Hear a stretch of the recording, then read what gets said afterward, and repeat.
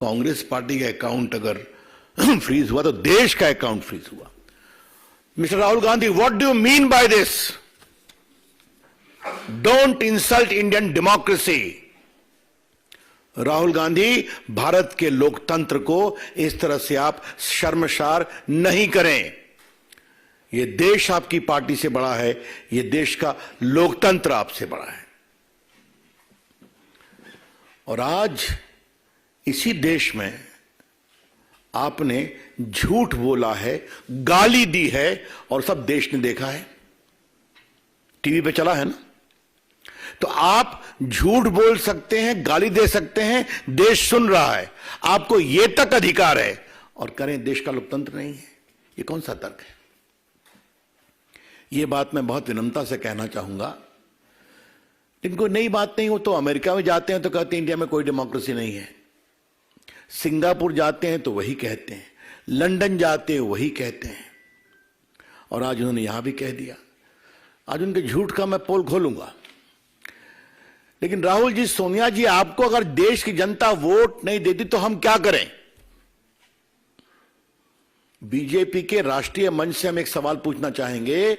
सोनिया जी, राहुल जी, अब खड़गे जी से कितना पूछा जाए देखते हैं। आज भी तो उनका नंबर 3 ही था प्रायोरिटी में, हालांकि वो राष्ट्रीय अध्यक्ष हैं। अगर देश के लोग आपको वोट नहीं देते और आगे नहीं देने वाले हैं तो हम क्या करें? अगर राहुल गांधी की यह अपेक्षा है कि भाजपा के मित्र उनके लिए कैंपेन करें तो ये तो हम करने वाले हैं नहीं, क्योंकि उनका तो स्टॉक मार्केट इतना गड़बड़ाया हुआ है।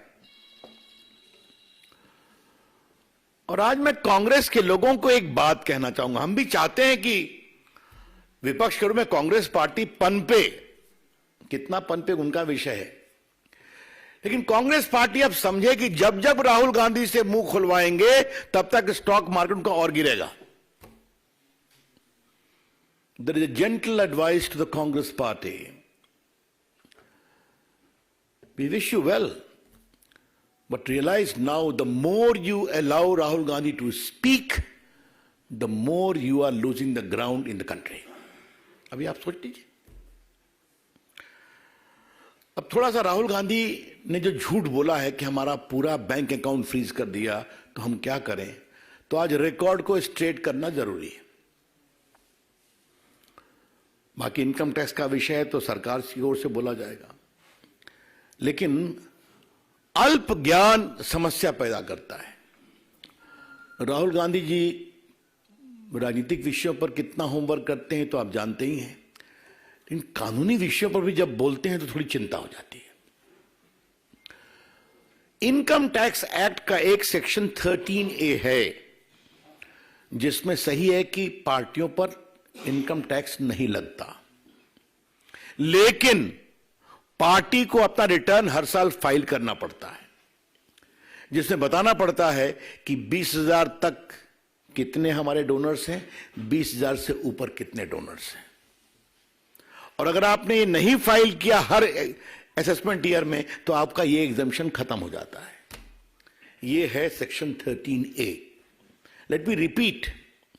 Under the Income Tax Act Section 13A, there is a clear provision that the political party is exempted from income tax, provided they file their return every year as to how much money has come of 20,000 rupees and duly certified auditor's report as to how much they had received from big donation.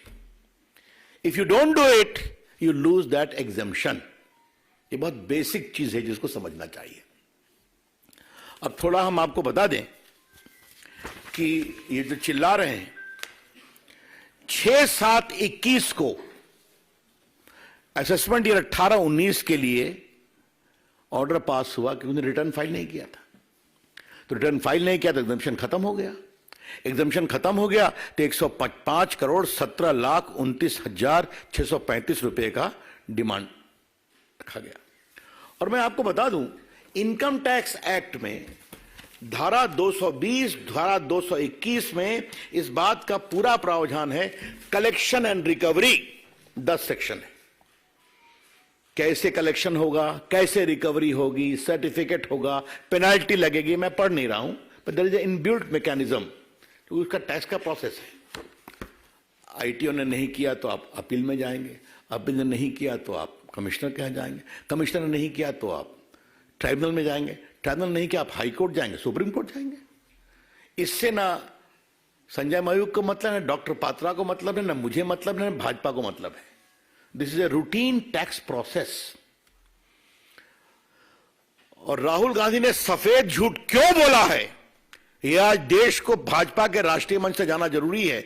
हर जगह उनका stay reject हुआ, उस penalty में account freeze हुए, tax नहीं दिया, और वो झूठ बोले हैं आज। अब देखिए, इन्होंने जब इनको पेनाल्टी लगी तो ये सीआईटी अपील के यहां गए, ये स्टे एप्लीकेशन रिजेक्ट हो गया। इस बात को समझिए। इसलिए अब बिल्कुल रीजन ऑर्डर पर गया। उसके बाद फिर ये गए सीआईटी के यहां, कमिश्नर अपील के यहां, वहां भी रिजेक्ट हो गया। इनका देखा गया 135 crore tax plus interest add किया गया। फिर आईटीएटी जो इनकम टैक्स ट्राइब्यूनल है, उन्होंने इनका स्टे पिटीशन डिसमिस कर दिया। अब इसके खिलाफ ये हाई कोर्ट गए और माननीय दिल्ली उच्च न्यायालय ने 13 मार्च को वो भी रिजेक्ट कर दिया। और 13 मार्च को क्या कहा, जरा वो हम बताना चाहते हैं थोड़ा मित्रों के लिए। हाँ, court remark that it was badly handled matter and somebody from the Congress office went to sleep right from 2021. Merely because someone chose to wake up and put you on notice in February will not change those facts. फिर court ने बाकी किया, इनका लंबा order है, इसको reject कर दिया। अब ये सुप्रीम कोर्ट गए हैं, सुप्रीम कोर्ट में 1 अप्रैल को सुनवाई है। राहुल गांधी जी, आज आपने अपनी प्रेस में इसको क्यों छुपाया? आपकी पार्टी अपील में गई, आपकी पार्टी आईटीएटी में गई, आपकी पार्टी हाई कोर्ट में गई, आपकी पार्टी सुप्रीम कोर्ट गई है। आपने क्यों छुपाया? और जैसा हमने बताया, इनकम टैक्स में इस बात का प्रावधान है कि अगर आपके पास ड्यू है, आप ड्यू नहीं देंगे तो रिकवरी में आपका बैंक अकाउंट फ्रीज हो सकता है। और जहां तक मेरे को स्मरण आता है कि लियन 135 करोड़ का इनके बैंक अकाउंट पर कोर्ट ने डाला था कि आप 135 करोड़ मत छूइए, बाकी ऑपरेट करिए।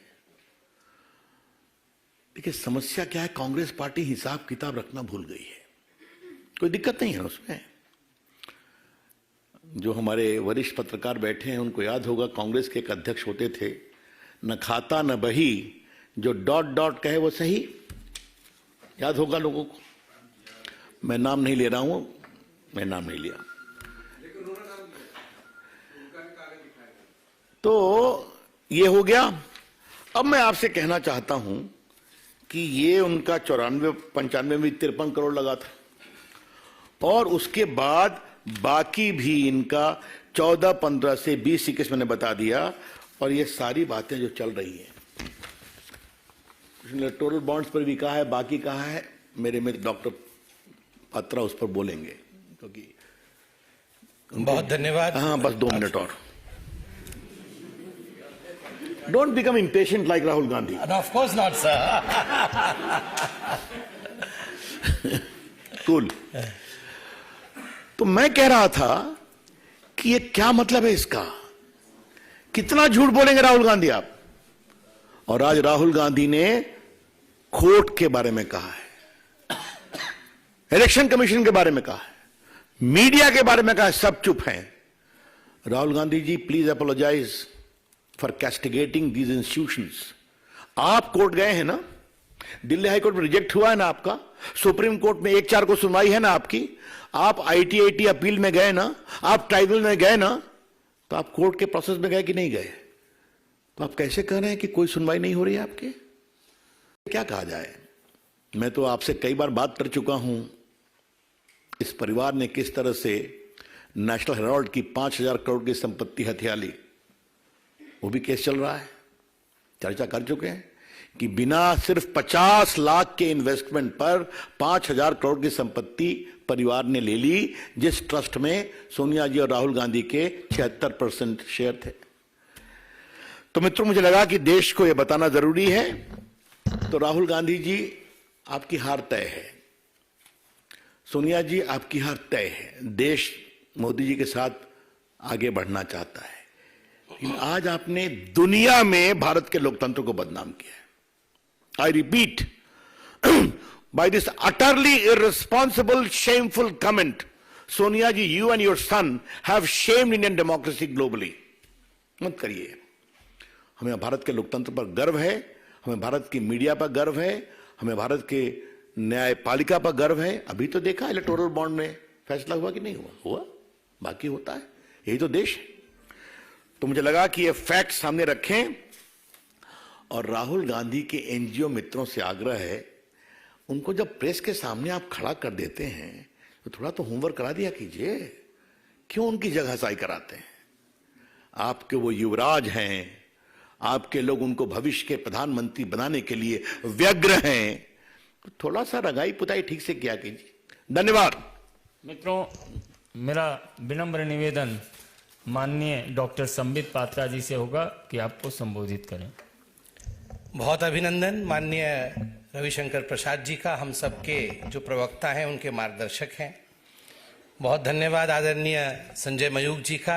And let me tell you, when it is to speak about Rahul Gandhi, yes I am a bit impatient. इतना कुछ रहता है राहुल जी के बारे में बोलने के लिए कि हम अपने दिल की तड़प को रोक नहीं पाते। तो I am sorry I intruded, but I really wanted to speak about the facts, quoting what Rahul Gandhi really means. अभी बहुत ही उम्दा तरीके से, बहुत ही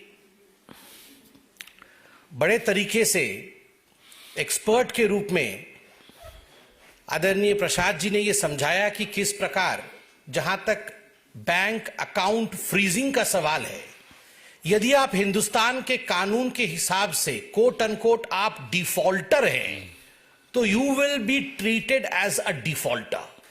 ये जो सेंस ऑफ एंटाइटलमेंट है गांधी परिवार की, हम डिफॉल्ट भी करेंगे और डिफॉल्ट करने के पश्चात हमें इस देश के कानून के प्रावधानों को पालन करने से राहत दिया जाएगा। The era of this kind of entitlement is over under Prime Minister Narendra Modi.